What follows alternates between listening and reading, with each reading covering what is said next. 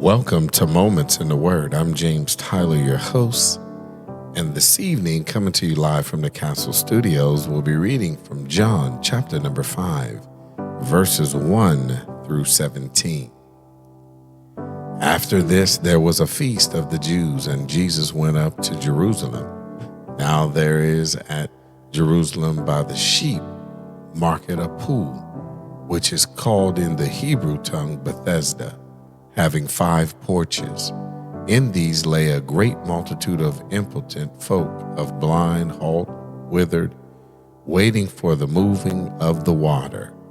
For an angel went down at a certain season into the pool, and troubled the water. Whosoever then first after the troubling of the water stepped in was made whole of whatsoever disease he had.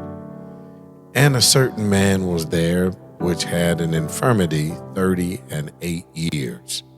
When Jesus saw him lie, and knew that he had been now a long time in that case, he saith unto him, Wilt thou be made whole?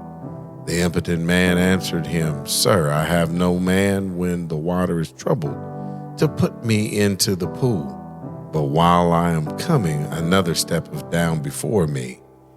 Jesus saith unto him, Rise, take up thy bed, and walk.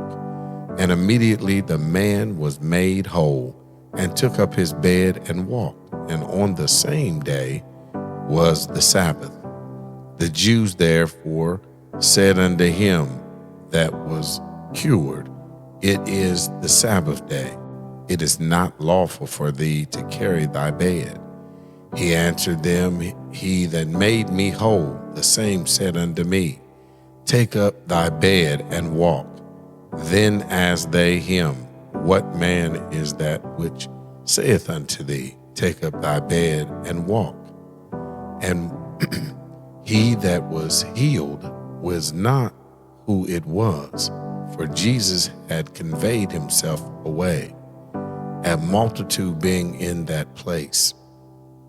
After Jesus findeth him in the temple, and saith unto him, Behold, thou art made whole. Sin no more, lest a worse thing come unto thee. The man departed and told the Jews that it was Jesus which made him whole.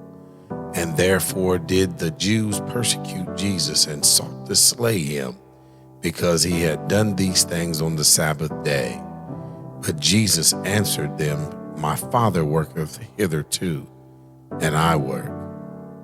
As we turn and we look at this context of the scripture here, John 5, 1 through 17 recounts the story of Jesus healing a man who had been paralyzed for 38 years at the pool of Bethesda.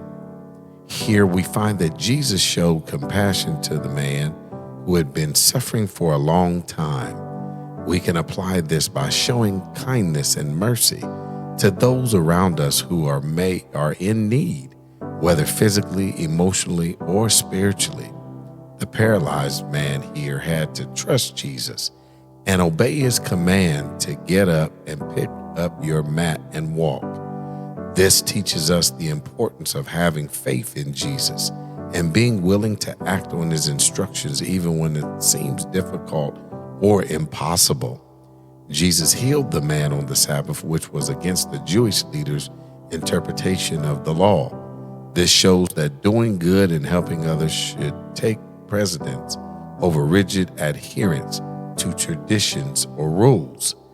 Jesus demonstrated his divine authority by healing the man and later explaining that his actions were in line with God's will. We can see Jesus as the ultimate authority in our lives and trust his guidance and power. The healing of the paralyzed man symbolizes the transformative power of Jesus. Just as the man was given a new life, we too can experience renewal and transformation through our faith in Jesus.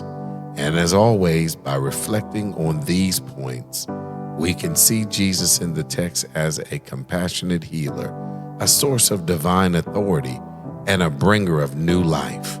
And as always, the question is, how do you feel about these applications? Is there a particular aspect that resonates with you. I'm James Tyler, coming to you live from the Capsule Studios, and welcome again to Moments in the Word. God bless.